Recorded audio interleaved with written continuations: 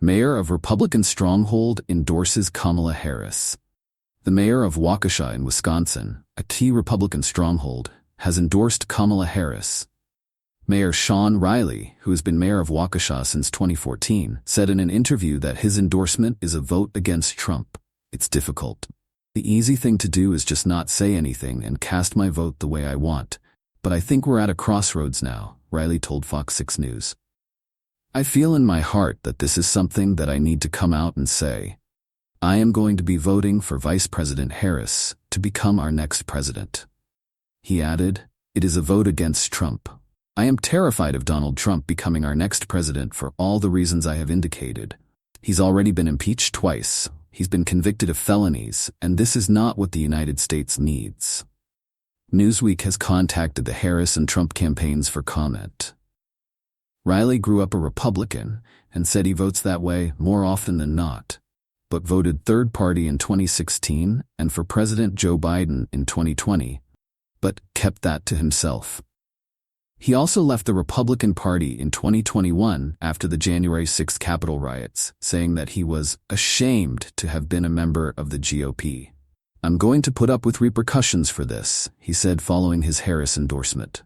"There's going to be a lot of people who are not happy with what I say, and there will be a lot of people who are happy with what I have to say. But when you're in this job, that's your daily life, anyways." Riley has previously said that he does not plan on running again after his term ends in 2026. He was re-elected as mayor of Waukesha in 2022. But despite Riley's support in Waukesha, voters in the city elected Trump in both 2016 and 2020, albeit by a narrow margin. In 2016, the former president won the city by 11 points. In 2020, the lead shrunk to 5.5 points when he won around 60% of the vote. Meanwhile, in 2012, Republican presidential nominee Mitt Romney won 66% of the vote in the city, while Republican Governor Scott Walker won 66% in 2018 and 72% in 2014. Trump's share of the vote could reduce even further this year, amid a very tight race in the crucial swing state of Wisconsin, which has 10 electoral votes. Harris is currently 0.4 points ahead in the state, according to 538, while pollster Nate Silver's tracker puts her 0.6 points ahead. Real Clear Politics tracker puts Trump ahead in the state by 0.1 points. Riley's endorsement follows those of other prominent Republicans.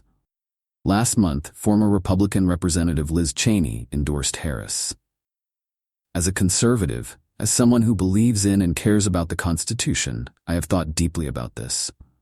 And because of the danger that Donald Trump poses, not only am I not voting for Donald Trump, but I will be voting for Kamala Harris, Cheney said at Duke University. Days later, Cheney's father, former Vice President Dick Cheney, said he planned to vote for Harris as well. Former Republican President Gerald Ford's daughter, Susan Ford Bales, also recently endorsed Harris. Bales is a registered Republican. She recognizes the good and the greatness in our country, Ford Bales said of Harris. "I know she will defend the rule of law and our Constitution, and I know she will work to bring all Americans together to move us beyond partisanship. That is what America deserves from our president." Other Republicans, including the son of former presidential nominee and Senator John McCain, as well as former Arizona Senator Jeff Flake and former Trump advisor Anthony Scaramucci, have also endorsed Harris. In September, over 100 ex-Republican members of Congress and national security officials from the Reagan, H.W. Bush, W. Bush, and Trump administrations signed a letter endorsing Harris.